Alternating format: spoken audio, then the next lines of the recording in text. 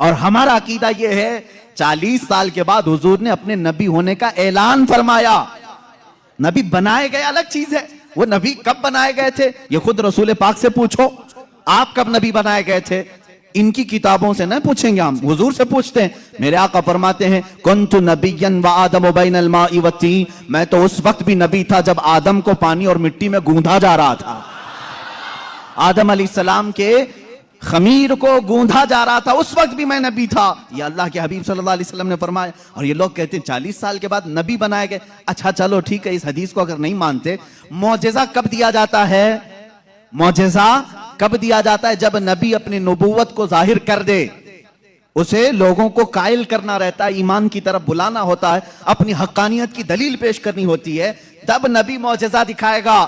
یہاں محمد عربی صلی اللہ علیہ وسلم گود میں جو معجزے دکھا رہے ہیں، حلیمہ سعدیہ کے گھر جو معجزے دکھائے جا رہے ہیں، تمہارے قول کے اعتبار سے 40 سال کے بعد نبی ہوئے تھے نا، تو معجزے تو 40 سال بعد دکھنا چاہیے. حلیمہ سعدیہ کی گود میں جو معجزے دکھ رہے ہیں، اس سے پتہ چلتا ہے وہ پیدائشی نبی تھے. اعلان کا حکم 40 سال کے بعد اللہ نے دیا. وہ نبی نبوت لے کر کے دنیا میں آئے. عزیزان گرامی، یہ معجزات کی ابتدا حلیمہ سعدیہ کے گھر سے ہوئی، اور اس کے بعد ایک دو نہیں کئی معجزے. حلیمہ سعدیہ رضی اللہ تعالیٰ عنہا کی بیٹی شیمہ کہتی ہیں 2 سال کی عمر سے پہلے ہی حضور پاک صلی اللہ تعالیٰ علیہ وسلم عام انسانوں کی طرح بڑے نہیں ہوئے ہیں. 9 مہینے کی عمر میں تو آپ تیر چلاتے تھے اور برابر نشانے پر، اور کبھی آپ نے ہکلا کر کے بات نہیں کی جیسے بچے تتلا کر ہکلا کر بات کرتے ہیں. اللہ کے حبیب صلی اللہ علیہ وسلم نے جب گفتگو فرمائی، نہایت فصیح عربی میں گفتگو فرمائی. فرماتی ہیں کہ ایک بھی ایسا ٹوٹا ہوا جملہ محمد سے ہم نے سنا نہیں. یہ حضرت حلیمہ سعدیہ فرماتی. عزیزان گرامی، شیمہ کہتی ہیں 1.5 سال کی عمر میں میرے ساتھ محمد صلی اللہ علیہ وسلم بکریاں چرانے کے لیے آ جاتے تھے. بکریاں چرانے کے لیے آتے تھے. وہ کہتی ہیں جب بکریاں چرانے کے لیے محمد صلی اللہ علیہ وسلم جاتے تھے، جنگل میں یا صحرا میں جہاں پر بھی معاملہ، وہ کہتی ہیں میں ایک آدھ بکری کو لے کر جاتی، لیکن محمد صلی اللہ علیہ وسلم کے ساتھ ساری بکریاں ہوتی.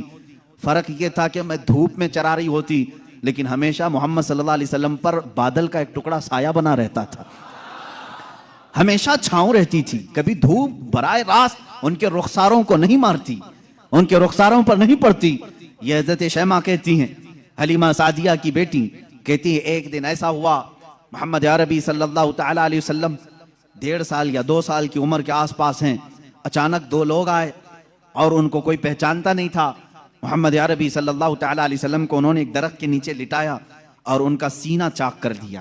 حضور پاک صلی اللہ علیہ وسلم کا وہ گھبرائی ہوئی بھاگتی ہوئی اپنی ماں کے پاس آئی. 2 سال کی عمر تھی جب میرے آقا صلی اللہ علیہ وسلم کی. حلیمہ سعدیہ کی بیٹی یا بیٹا جو حضور کے دودھ شریک تھے، وہ دوڑتے ہوئے ماں کے پاس آئے اور کہا عجیب ایک بات ہم نے دیکھی محمد صلی اللہ علیہ وسلم کے ساتھ کہ کوئی انہونی 2 شخصیات آئیں، انہوں نے گرایا ہے اور سینہ چاک کر دیا ہے. اللہ نہ کرے کہ محمد کے ساتھ کچھ برا نہ ہو جائے. وہ گھبرائے ہوئے تھے. حضرت حلیمہ کہتی ہے میں دوڑتی ہوئی اس مقام پر پہنچی. جا کر کے دیکھا درخت کے سائے میں وہ آرام کر رہے تھے. کوئی لوگ نہیں تھے، کوئی شخصیات نہیں تھی. حلیمہ سعدیہ نے دیکھا واقعی سینے کے اوپر کچھ نشانات نظر آ رہے تھے. اٹھایا اور پوچھا کہ کیا بات ہے؟ محمد عربی صلی اللہ علیہ وسلم نے فرمایا اللہ کے 2 فرشتے آئے تھے، انہوں نے میرا سینہ کھولا اور دل نکالا جنت سے لائے ہوئے تشت میں جو ایمان و حکمت سے بھرا ہوا تھا. میرے دل کو اس میں رکھا اور اس کے بعد پھر میرے سینے پر رکھا اور پھر بند کر دیا اور وہ چلے گئے. اس لیے کہ بچپن میں آنے والی عام انسانوں کی خصلتیں اس نور خدا محبوب خدا کے دل میں کبھی نہ آئیں. انہوں نے سارے وسوسوں کو میرے پاک کر دیا. یہ 2 سال کی عمر میں شق صدر کا معجزہ اس کو کہتے ہیں. کیا کہتے ہیں؟ شق صدر، سینہ پھٹ جانے والا. یہ جو معجزہ ہے حضور پاک صلی اللہ علیہ وسلم کی زندگی پاک میں 4 مرتبہ اس طرح سے ہوا. سینہ شق ہوا، فرشتوں نے آپ کا دل مبارک نکالا، جنتی پانی سے اور جنت کی نور و حکمت سے بھر دیا. میرے عزیزو، پھر میں سوال کرتا ہوں، تم تو کہتے ہو 40 سال بعد نبی ہوئے، پھر یہ معجزہ 2 سال کی عمر میں کیسے پیش آیا؟ معجزہ نبوت کے بعد ملنا چاہیے. نبی ہونے والا اپنی نبوت کی دلیل کے لیے لوگوں کے سامنے معجزہ پیش کرتا ہے. یہ تو میں نے بچپن کے وہ حالات بتائے. میرے آقا صلی اللہ تعالیٰ علیہ وسلم کی ان حالات کو دیکھ کر حلیمہ سعدیہ گھبرا گئیں اور پھر واپس وہ مکہ لے کر کے آئیں. اللہ کے حبیب صلی اللہ تعالیٰ علیہ وسلم حضرت آمینہ کے گھر رہے. یہاں کے جو آپ کی زندگی پاک کے ایام ہیں وہ پھر اگلے کسی موضوع پر میں عرض کروں گا. آج معجزات مصطفیٰ ہمارا موضوع سخن ہے. اللہ کے نبی صلی اللہ تعالیٰ علیہ وسلم کے کمالات اور معجزات بیان سے باہر ہیں, بیان سے باہر ہیں. کس چیز میں آپ نے معجزہ نہیں دکھایا؟ درختوں میں ہو, پتھروں میں ہو, جانوروں میں ہو, پرندوں میں ہو, مردوں میں ہو, آسمان کے تاروں, چاند, سورج میں ہو. کس چیز میں معجزے میرے آقا کے نہیں ہیں؟ ہر چیز میں. اور رزق میں وسعت اور برکت کے اتنے معجزے ہیں کہ پوری کتاب اس پر لکھی گئی. رزق میں برکت اور وسعت, اللہ کے نبی صلی اللہ تعالیٰ علیہ وسلم نے جس چیز کو تناول فرمایا اور کسی کو دے دیا وہ ختم ہی نہیں ہوتی. یہ معجزہ ایک بار نہیں کئی بار پیش آیا, کئی بار پیش آیا. حضرت عمر فاروق رضی اللہ تعالیٰ عنہ فرماتے ہیں ایک بار 440 لوگ آئے, 440 لوگ حضور صلی اللہ تعالیٰ علیہ وسلم کے پاس آ کر کے انہوں نے کہا ہماری مہمان نوازی کریں. رسول کریم صلی اللہ تعالیٰ علیہ وسلم نے فرمایا عمر ان کو کھلاؤ.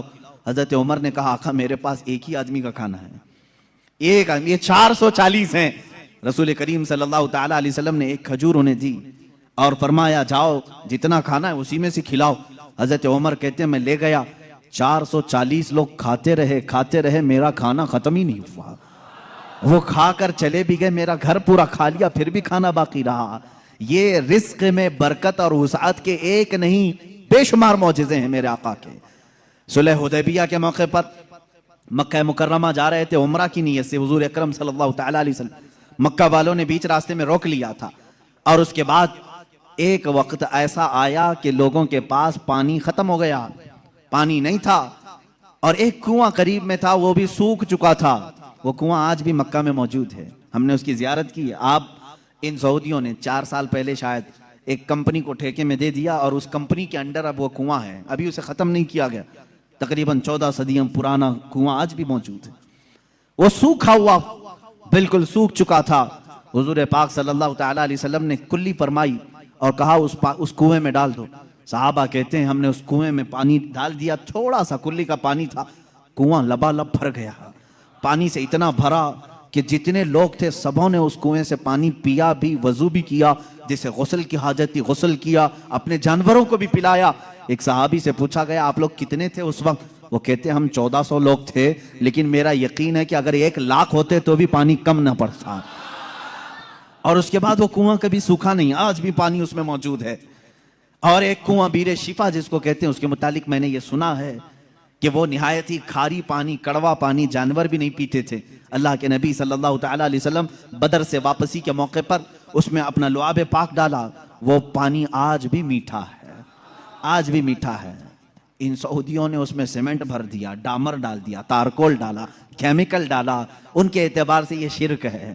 یہ سب سنی لوگ آتے ہیں تبرک سمجھ کر کے اس پانی کو نکالتے ہیں, اس کی کوئی اصل نہیں, اس کی کوئی سند نہیں, اس کا کوئی ثبوت نہیں. اور اس غصے میں انہوں نے کنویں میں ہر چیز ڈالی, لیکن پانی بھی بڑا ضدی ہے, ہر چیز کو نکل کر کے پھر باہر آتا ہے. ساری چیزیں ختم ہوتی ہیں. ابھی 6 مہینے پہلے کے سفر میں بھی پانی پی کر کے آئے, انہوں نے وہاں پہرے دار لگائے. آج بھی پتہ نہیں بغض کس بات کا ہے, بغض کس چیز کا ہے. تمہیں سینما تھیٹروں سے تکلیف نہیں ہوئی, بیر شفا سے اتنی تکلیف. تمہیں بیچ کھولنے میں شرم و حیا نہیں آئی.